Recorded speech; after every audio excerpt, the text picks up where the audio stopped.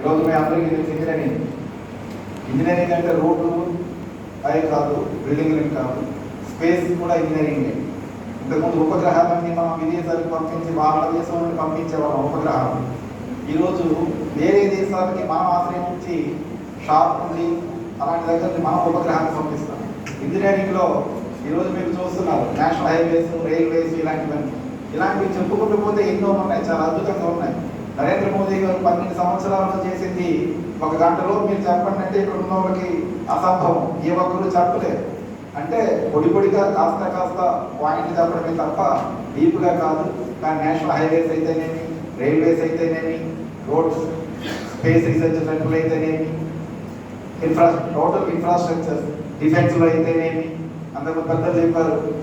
Operation సింధూర్లో attack to the sharp point అంటే ఆ పాయింట్ మీద కొట్టాం. ఒక్క సివిలైజేషన్ పర్సన్ కూడా ప్రాబ్లం కాదా, ఓన్లీ టెర్రరిస్టులే చనిపోయినా. అలాగే ఇంకో రంగం మీడియా రంగం కూడా మీరు అర్థం చెప్పాం, అనివార్య కారణాలు రాలేదు. ముందు కూడా చాలా మంది పెద్దలు ఉన్నారు, విశిష్టతలే వాళ్ళు అందరూ మాట్లాడగలరు ఈ సబ్జెక్టు మీద. కానీ సమయాభావం వల్ల ఈ అవకాశం ఇవ్వలేకపోతున్నందుకు క్షమించండి. ఇప్పుడు టైం లేదు కాబట్టి కార్యక్రమాన్ని ఉద్దేశించి ఈ సమావేశానికి ముఖ్య అతిథి హెచ్ఎల్ శాసనసభ్యులు సోదరులు నడిమిటి ఈశ్వరరావు గారిని మాట్లాడుతుందిగా కోరుకుంటూ సెలవు తీసుకుంటాం.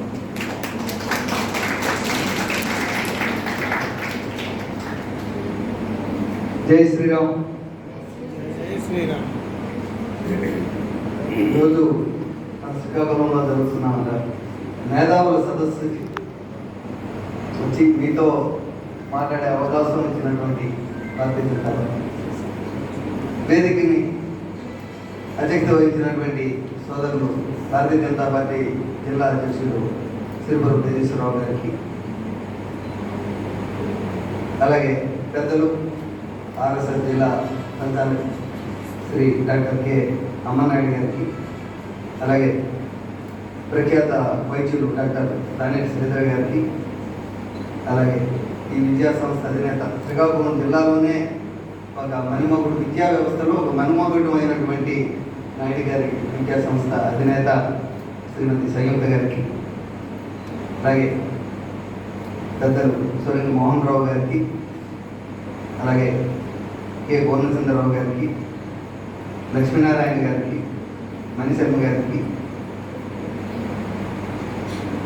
గోపాల్ గారికి, కృష్ణచంద్ర గారికి, రమణమూర్తి గారికి, వేదిక మీద ఉన్న పెద్దలు పైడి వేణుగోపాలరావు గారికి, వేదిక ముందు చాలా మంది పెద్దలు కూర్చున్నారు. వేదిక ఖాళీ లేదు కాబట్టి ముందు చాలా మంది పెద్దలు కూర్చున్నారు. ఆ పెద్దలందరికీ నా హృదయపూర్వక నమస్కారాలు. విద్యార్థులందరికీ కూడా నా హృదయపూర్వక శుభాశిస్సులు తెలియజేస్తాను. వచ్చేటప్పుడు నేను ఈరోజు ఉదయం నుంచి చాలా కార్యక్రమాలు, అంటే ప్రభుత్వ కార్యక్రమాలు వరుసగా వచ్చాయి. ఈరోజు ఆ కార్యక్రమాలు అటెండ్ అవుతూ కాస్త రావడం లేట్ అయింది. మధ్యాహ్నం చెప్పారు తేజేశ్వర గారు, మేధావుల సదస్సుకి మీరే ముఖ్య అతిథి, మీరే మాట్లాడాలి. మామూలుగా రాజకీయ సమావేశాల్లో మాట్లాడుకుంటాం, ఏదైనా మాట్లాడేస్తుంటాం, అందరూ చప్పట్లు కొట్టేస్తుంటాం. కానీ మేధావుల సదస్సులో మాట్లాడాలంటే మా మేధస్సు ఎంత ఉందో ఆ మేధావులకు తెలుసుకోండి. అంచేత కాస్త ఒళ్ళు దగ్గర ఉంచుకొని, ఇందాక పెద్దలు చెప్పారు నా ఎమ్మెల్యే గారికి ఎక్కువ మాట్లాడే అవకాశం లేదని, అర్థమైంది నాకు, ఎక్కువ సమయం తీసుకుంది. కానీ ఇక్కడికి వచ్చి చూసిన తర్వాత మేధావుల కన్నా మేధావులు ఎక్కువ మంది కూర్చున్నారు వేదిక ముందు. విద్యావంతులు, విద్యార్థులు, నేటి తరం విద్యార్థులే మహా మేధావులు. మీ అందరితో చర్చించడం చాలా సంతోషం. ఈరోజు ఒక పుస్తకాల కాలం పూర్తయిన, అంటే భారతదేశ చరిత్రలో, ప్రజాస్వామిక చరిత్రలో, భారతదేశ ప్రజాస్వామిక చరిత్రలో ఒక పుష్కర కాలం, ఒక ప్రజాసేవ అనే విప్లవం పూర్తి చేసుకున్న సందర్భంగా ఈరోజు మనం ఈ సమావేశం ఏర్పాటు చేసుకున్నాం. ఇది వరకు చాలా సమావేశాలే మన స్వతంత్రం వచ్చిన దగ్గర నుంచి చాలా విషయాల్లో చర్చలు జరిగాయి, దేశ విదేశాల్లో చర్చలు జరిగాయి. అవన్నీ ఏంటంటే భాగతరం ఎలా ఉండాలి, భవిష్యత్తు ఎలా ఉండాలి, ఏం చేయాలనే కానీ ఏం చేశాము అనే దాని మీద ఎవరైనా చర్చ పెట్టగల ధైర్యం ఇప్పటి వరకు ఎవరికి లేదు. అది ఒక్క నరేంద్ర మోడీ గారి నాయకత్వానికే ఉందని చెప్పి సందర్భంగా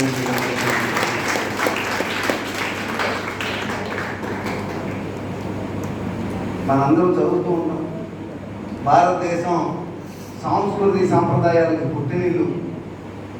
భారతదేశం ప్రపంచ దేశాలకి విశ్వగురువు అనే పుస్తకాలకే పరిమితం అయిపోయాము అనుకున్నాం చదువుకుంటుంటే. కానీ ఈరోజు అది మనం చూస్తున్నాం, కళ్ళారా చూస్తున్నాం. ప్రపంచ దేశాలన్నీ కూడా ఈరోజు భారతదేశంపై తలెత్తి చూస్తున్నాయంటే అది ప్రధానమంత్రి నరేంద్ర మోడీ గారిని అని చెప్పి అందరికీ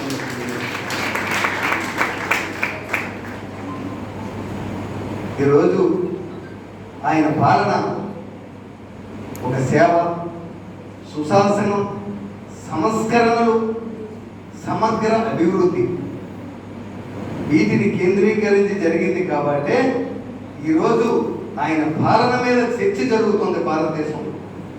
ఇక్కడ ఒక శ్రీకాకుళంలో జరగడం లేదు. భారతదేశం యావత్, ప్రపంచం యావత్తు కూడా ఆయన సుశాసనాల మీద, ఆయన సేవ మీద, ఆయన సంస్కరణల మీద, ఆయన చేస్తున్నటువంటి అభివృద్ధి మీద ఈరోజు ప్రపంచ వ్యాప్తంగా చర్చ జరుగుతుంది. దానికి కేవలం ఆయన యొక్క మంత్రం, ఈ అభివృద్ధి తాలూకా మంత్రం ఏంటో తెలుసా? సబ్కా సాత్, చెప్పండి ఒకసారి. సబ్కా సాత్, సబ్కా వికాస్, సబ్కా విశ్వాస్, సబ్కా ప్రయత్న్. అందరితో కలిసి అందరి ప్రయోజనాల కొరకు పనిచేసే మంత్రమై టీం వర్క్ చేశారని ఈ 12 సంవత్సరాలు. మనం మామూలుగా పూజలు చేస్తూ ఉంటాం కదా. ఇంట్లో పంతులు గారు వచ్చినప్పుడు ఇంట్లో పెద్దలు అయితే చదువుతుంటారు, సంకల్పం చేస్తుంటారు, లేదా పంతులు గారు గట్టిగా చదువుతుంటారు, మనందరికి వినిపిస్తుంటారు.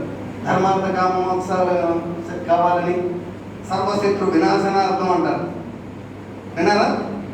సర్వశత్రు వినాశనార్థం అంటే శత్రువులందరినీ లేకుండా చేసేయడం. మన దేవుడు ప్రార్థిస్తున్నాం, మాకు శత్రువులు ఎవరు లేకుండా చేసి. అసలు శత్రువు ఎక్కడున్నాడు? అంతర్గత, బహిర్గత శత్రువులు నాశనం చేయాలి. ఆ మొదటి దశాబ్దం అంతా నరేంద్ర మోడీ గారు చేసిన పరిపాలన అంతా కూడా అంతర్గత బహిర్గత శత్రువులను నాశనం చేశారు. ఈరోజు భారతదేశానితో ఎవరైనా శత్రుత్వం పట్టుకోవాలంటే భయం బయట నుంచి. మరి లోపల శత్రువులను కూడా ఎంతో మంది లోపల శత్రువులు, బయట శత్రువులు పోల్చవచ్చు, కానీ అంతర్గత చెప్తాం కదా, ఈ ఇంట్లో దొంగని ఈశ్వడైనా పట్టుకోలేడు అన్నట్టు అంతా శత్రువులే, అంతా దొంగ వ్యాపారాలే. ఎక్కడ ట్యాక్స్ ఎగ్గొట్టేద్దాం, ఎక్కడ ఇన్కమ్ ట్యాక్స్ ఎగ్గొట్టేద్దాం, ఎక్కడ జిఎస్టీ ఎగ్గొట్టేద్దాం, ఎక్కడ నెంబర్ 2 వ్యాపారం చేద్దాం. కానీ నరేంద్ర మోడీ గారు వచ్చిన తర్వాత అంతర్గత శక్తుల మీద గట్టి కూడా చూపించారు. జిఎస్టీని అమలు చేశారు. జిఎస్టీ అమలు అవ్వడం వల్ల ఏమైంది? మొత్తం అందరూ కూడా స్ట్రీమ్ లైన్ అయిపోయింది. వ్యాపారాలన్నీ కూడా స్ట్రీమ్ లైన్ అయిపోయి సులభతరం అయిపోయింది. ప్రతి ఒక్కరు ట్యాక్స్ కడుతున్నారు. ఈరోజు పాన్ షాప్ వ్యక్తి కూడా ట్యాక్స్ కడుతున్నారు. ఎందుకంటే జిఎస్టీ నెంబర్ ఉండాలి. నాకు జిఎస్టీ నెంబర్ ఉంటే నేను వ్యాపారస్తుడిని అని గుర్తింపు వస్తుంది. గుర్తింపు వస్తే నాకు బ్యాంకులు లోన్ ఇస్తాయి. సమాజంలో నేను మంచి వ్యాపారస్తుడిగా చెప్పగలను అని. ఇన్కమ్ ట్యాక్స్, ఒకప్పుడు ఇన్కమ్ ట్యాక్స్ ఎగ్గొట్టదు. ఎలా ఎగ్గొడదాం, ఏ రూట్లో వెళ్తే ఇన్కమ్ ట్యాక్స్ ఎగ్గొడుతుంది, నెంబర్ 2 ఎలా చేయాలి అని చూసేవారు. ఈరోజు నెంబర్ 2 ఎవరొద్దు ఇన్కమ్ ట్యాక్స్. ఎందుకంటే మా పేద మధ్యతరగతి వాళ్ళందరూ 12 లక్షల వరకు కూడా ఇన్కమ్ ట్యాక్స్ లేదు కాబట్టి మేము ఇన్కమ్ ట్యాక్స్ అందరినీ కూడా ఇన్కమ్ ట్యాక్స్ ఎస్ఎస్సీలుగా ఉంటాం. సామాన్యులు కూడా ఈరోజు ఇన్కమ్ ట్యాక్స్ రిటర్న్ అంటే ఒకప్పుడు ఇన్కమ్ ట్యాక్స్ రిటర్న్ ఎవరంటే ఎవరో పెద్ద ధనవంతులు వేసేవారు, భయపడేవారు. ఇన్కమ్ ట్యాక్స్ ప్యాన్ నెంబర్ తీసుకోవాలంటే భయం. ఈరోజు ఇన్కమ్ ట్యాక్స్ రిటర్న్ వేస్తే ఒక బెస్ట్ ఇండియన్గా, ఒక గౌరవంగా సంఘంలో బతకగలిగే ఆలోచన. డిమానిటైజేషన్, నోట్ల రద్దు. ఈ నోట్ల రద్దు ఎందుకు జరిగింది? ఎన్నో దొంగ వ్యాపారం, దొంగ డబ్బు పాకిస్తాన్లో ముద్రించబడినటువంటి, వివిధ దేశాల్లో ముద్రించబడినటువంటి దొంగ నోట్లన్నీ మన దేశ దొంగ నోట్లు తీసుకొచ్చి మన ఆర్థిక వ్యవస్థని సర్వనాశనం చేస్తున్నటువంటి దొంగ నోట్లకి శాశ్వతంగా ప్రక్షాళన చేసినటువంటిది డిమానిటైజేషన్. చెప్పారు ఇలాగా మన సంయుక్త గారు మాట్లాడుతూ చెప్పారు. అందరినీ ఈరోజు హ్యాపీగా ఎవరైనా ఇంతమంది కాలేజీ పిల్లలు వచ్చారు, ఎవరైనా 10 రూపాయలు తీసుకొని వస్తున్నారా ఇంటి దగ్గర నుంచి? అవసరం లేదు, ఫోన్ ఉంటే చాలు. యూపీఐ పేమెంట్ ప్రపంచంలో ఎక్కడ అమెరికా లేని సాంకేతికంగా అభివృద్ధి చెందిన అమెరికా లాంటి దేశాల్లోనే యూపీఐ చేయలేకపోయిన దేశం ఈరోజు భారతదేశం యూపీఐ చేసి ప్రపంచ దేశాలకి ఒక మోడల్ అవుతుంది. ఇవన్నిటి వల్ల ఏం జరుగుతుందంటే నెంబర్ 2 పోయింది. నెంబర్ వన్ ఈరోజు భారతదేశం నెంబర్ 1 గా ఉండగలిగిందంటే ఇటువంటి శక్తుల వల్ల. కాశ్మీర్ కోసం కనీసం ఒక 5-6 దశాబ్దాలు మన ఎంతో మంది సైనికులను కోల్పోయాం, ఎంతో డబ్బు వృధా అయింది. కానీ ఒక్క శాసనం, అందుకే సుశాసనం అంటారు. చెప్పాను కదా, సుశాసనం అంటే ఒక్క శాసనం. ఆర్టికల్లో మన భారత రాజ్యాంగంలో ఉన్నటువంటి ఒక్క ఆర్టికల్ నెంబర్ 370 రద్దు అని ఒక్క సుశాసనం చేసి కశ్మీర్ భారతదేశంలో శాశ్వతంగా విలీనం చేసినటువంటి మహానుభావుడు, మహానుభావుడు, మహా ధైర్యశాలి నరేంద్ర మోడీ.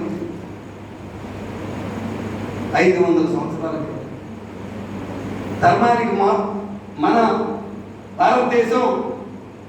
భారతదేశానికి ధర్మం అంటే ఎవరు గుర్తొస్తారు మనకి? రాముడు. ధర్మానికి ప్రతిరూపం రాముడు. అటువంటి రాముడు పుట్టిన జన్మస్థానంలో మనం అనుకుంటాం మామూలుగా మనుషులు బ్రతుకుతున్నంతసేపు బాగా సంపాదించుకున్నాం, లేదా ఏదైనా నా ఇల్లు నేను ఇది ఎప్పటికీ నిండుకోవాలనుకుంటాం. తర్వాత ఉంటుందో లేదో మనకు తెలియదు మన తర్వాత. బట్ మనం బతుకున్నంత వరకు కూడా ఇది నా ఇల్లు, శాశ్వతంగా నేను, నా తర్వాత నా పిల్లలు, నా మనవలు అందరూ ఇక్కడే పుట్టాలి, అందరూ ఇక్కడే బతకాలి అని ఒక అనుకుంటామే. మరి భారతదేశానికి ప్రపంచానికి ధర్మం చెప్పినటువంటి రాముడు నడియాడిన జన్మించిన స్థలంలో, రామ జన్మభూమిలో రాముడి ఆలయాన్ని తీసేసి బాబర్ మసీదు కడితే 500 సంవత్సరాలు పట్టిందని. ఇది అక్కడ మసీదు కాదు, అక్కడ రామాలయం ఉండాలని కట్టగలిగే 5 లక్షల మంది పోరాటం చేశారు. ఈ మధ్య ఎవరు పోరాటం చేయలేదంటే 5 లక్షల మంది ప్రాణత్యాగం చేశారు ఆ రామాలయం కోసం. కానీ ఎవరు కట్టలేకపోయారు, ఎవరు చూడలేకపోయారు, ప్రాణాలు పోగొట్టుకున్నారు. 500 సంవత్సరాలు, 5 శతాబ్దాలు అయిపోయి. కానీ మళ్ళీ సుశాసనం నాకు చెప్పారు కృష్ణచంద్ర గారు, రాజ్యాంగం ప్రకారం వెళ్ళి సుప్రీంకోర్టుతో ఒక ఆర్డర్ తీసుకొచ్చి రాముడు పుట్టిన జన్మస్థలంలో రామకోవిలే ఉండాలి, రామాలయమే ఉండాలని ఒక్క ఆర్డర్ తీసుకొచ్చి ఈరోజు ప్రపంచంలో లేనటువంటి రామాలయాన్ని అయోధ్యలో పెడితే 140 కోట్ల మంది భారతీయులు కూడా పండుగ చేసుకున్నారు. ఇది కదా పండుగ. ఎందుకు పుష్కరకాలం జరుగుతున్న ఈ పండుగలో మనం అందరం చర్చిస్తున్నాం. అభివృద్ధి ఎలా ఉంటుందో, సంక్షేమం ఎలా ఉంటుందో ఇంతవరకు పెద్దలందరూ చెప్పారు, మహానుభావులు. ఇందులో విద్యావేత్తలు ఉన్నారు, వైద్య రంగ నిపుణులు ఉన్నారు, సామాజిక రంగ నిపుణులు ఉన్నారు, రాజకీయ నాయకులు ఉన్నారు. అందరూ మాట్లాడారు, అన్ని రకాలు చెప్పారు. నేను ఇంకా లంచ్కి వెళ్ళలే. అవి వెళ్తే ఈ రోజు కాదు, నా సోదరుడు చెప్పినట్టు మరొక 12 రోజులు చెప్పుకున్న నరేంద్ర మోడీ గారు చెప్పినటువంటి సేవల్ని మనం చెప్పలేము. అయితే ఆయన ఇచ్చినటువంటి 140 కోట్ల మందికి ఆయన ఇచ్చినటువంటి ఒక లక్ష్యం ఆయన మనకి ఇచ్చారు. ఆ లక్ష్యం పేరే వికసిత్ భారత్. వికసిత్ భారత్ 2047. వికసిత్ భారత్ 2047 అని ఎందుకు పెట్టారు? ఎవరైనా ఇక్కడ విద్యార్థులు, బాగా చదువుతున్న విద్యార్థులు ఎవరైనా అమ్మా ఏదని చెప్పండి, ఎందుకు వికసిత్ భారత్ 2047? ఏంటి దాని లక్ష్యం ఏంటి? ఆ పేరుకున్న ప్రాధాన్యత ఏమా చెప్పండి. మీరే చెప్పాలి. మీకోసం ఆ వికసిత్ భారత్. భారతదేశానికి స్వతంత్రం ఎప్పుడు వచ్చింది? 1947. ఇప్పుడు ఎంత? 2026. 76 సంవత్సరాలు పూర్తయిపోయింది. 77వ సంవత్సరం నడుస్తుంది. కానీ భారతదేశం ఇంకా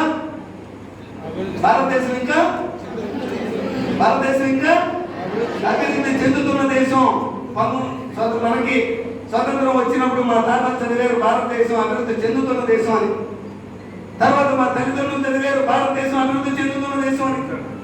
తర్వాత మేము చదువుకున్నాం భారతదేశం అభివృద్ధి చెందుతున్న దేశం అని. ఇప్పుడు మీరు చదువుతున్నారు, చదివారు భారతదేశం అంతేనా? చదివేంటైనా మార్పు ఉంది అందులో. అదేనా మీరు 8వ తరగతి 9వ తరగతి పుస్తకంలో ఉంటుంది సోషల్ టెక్స్ట్ బుక్. భారతదేశం అభివృద్ధి చెందుతున్న దేశం. భారతదేశం దశాబ్దాలు గడిచిపోతున్నాయి. మరి ఎప్పటికీ భారతదేశం అభివృద్ధి చెందిన దేశం అవుతుంది. ఆ భారతదేశం అభివృద్ధి చెందిన దేశం అవ్వాలి. ప్రపంచ దేశాలన్నిటికన్నా నెంబర్ 1గా ఉండాలి. అదే దానికి నెంబర్ 1గా చేయాలంటే నేను ఒక్కడిని చేయలేను. 140 కోట్ల మంది భారతీయులందరినీ కలిసి చేసి చూపిస్తాం. నా భారతదేశాన్ని ప్రపంచ దేశాల కన్నా నెంబర్ 1 చేసి చూపిస్తాం. ఆ లక్ష్యం పేరే వికసిత్ భారత్ 2047. స్వతంత్రం 47 వస్తే కనీసం 100 సంవత్సరాల నాటికైనా, స్వతంత్రం వచ్చిన 100 సంవత్సరాల నాటికైనా నా ఈ భారతదేశం అభివృద్ధి చెందిన దేశం అవ్వాలి. 2014లో నరేంద్ర మోడీ గారు జూన్ 9వ తారీఖున మొదటిసారి ప్రధానమంత్రిగా ప్రమాణ స్వీకారం చేసే నాటికి మన భారతదేశం ప్రపంచ ఆర్థిక వ్యవస్థలో 10వ స్థానంలో ఉంది. కేవలం ఈ 12 సంవత్సరాల కాలంలోనే 10వ స్థానం నుంచి ఈరోజు 4వ స్థానంకి వచ్చాం. తర్వాత స్థానం నెంబర్ 1 స్థానంగా ఉండాలి భారతదేశం ఎప్పుడు. అదే మన నరేంద్ర మోడీ గారి సంకల్పం, మనందరి లక్ష్యం వికసిత్ భారత్ 2047. మరి అటువంటి వికసిత్ భారత్ సాధించాలంటే, భారతదేశం అభివృద్ధి చెందిన దేశం అవ్వాలంటే ముందుగా ఏమవ్వాలి? పేదరికం లేని దేశం అవ్వాలి. ప్రతి మనిషి ఆరోగ్యంగా ఉండాలి. ప్రతి మనిషి విద్యావంతుడు అవ్వాలి. ప్రతి మనిషికి ఏదో ఒక ఉపాధి ఉండాలి. ఆ రోజే ఆ దేశాన్ని అభివృద్ధి చెందిన దేశం అని పిలుస్తారు. మరి అటువంటి అభివృద్ధి చెందిన దేశం కోసం, అటువంటి వికసిత భారత్ కోసం 140 కోట్ల మంది భారతీయులు ఈరోజు ప్రయత్నం చేయాలి. అందులో మీలాంటి విద్యావంతులు రేపటి వికసిత్ భారత్ 2047 చూసేదెవరు? సాధించేదెవరు? మీరు. భారతదేశం ఈరోజు ప్రపంచ దేశాల కన్నా ఎక్కువ యువశక్తి కలిగినటువంటి భారతదేశం. అటువంటి యువత, అదే యువతతో కలిగినటువంటి ఈ నారీ శక్తి, ఈ రెండు కలిస్తే సాధించలేమా వికసిత్ భారత్? సాధించగలమా లేదా? ఏమన్నా ఒకసారి చెప్పండి. ఏమీ చెప్పనా? మా పని అయిపోయింది, మా టైం అయిపోయింది. సాధించడానికి మాకు ఎక్కువ టైం లేదు. సాధించగలిగేది మీరు. సాధించగలమా లేదా? సాధిద్దామా? ఏదైనా సాధిద్దామా? సాధించలేదు ఏదైనా ఉందా? నథింగ్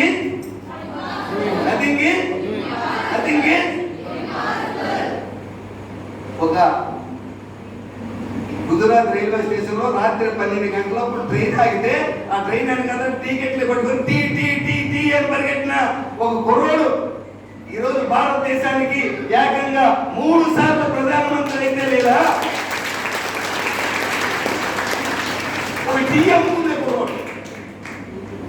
అమ్ముకునే కుర్రోడు భారతదేశానికి ప్రధానమంత్రి ఒకసారి 2 సార్లు 3 సార్లు ఈరోజు ప్రపంచ దేశాల నాయకత్వం వహిస్తున్నటువంటి మహానుభావుడు. ఒక టీ అమ్ముకున్న కుర్రోడు ఈరోజు ప్రపంచ అధినేత అవుతే లేదా? మనమేం సాధించలేమా? సాధించగలమా లేదా? సాధించాలి. ఎవరిని చూసి? దేనికోసం? మన భారత్ని చూసి. నవభారత నిర్మాణం కోసం, వికసిత భారత్ కోసం మనందరూ శ్రమించాలి. నేను వికసిత భారత్ను సాధించాను అనే చెప్పుకోగలిగే ఒక భారతీయుడిగా మనం ఉండాలి. ఈరోజు మన అదృష్టం అటువంటి మహానుభావుడు పరిపాలిస్తున్న సమయంలో ఈరోజు మనం భారతీయులుగా ఇంత అతని కోసం చర్చించుకుంటాం. శ్రీకాకుళం జిల్లాలో మొట్టమొదటిసారిగా అటువంటి మహానుభావుడు ఉన్నటువంటి పార్టీలో, అటువంటి మహానుభావుడు పాలిస్తున్నటువంటి దేశంలో ఈరోజు శ్రీకాకుళం జిల్లాలో భారతీయ జనతా పార్టీ ఎమ్మెల్యేగా నేను పనిచేసే అవకాశం నాకు రావడం ఈరోజు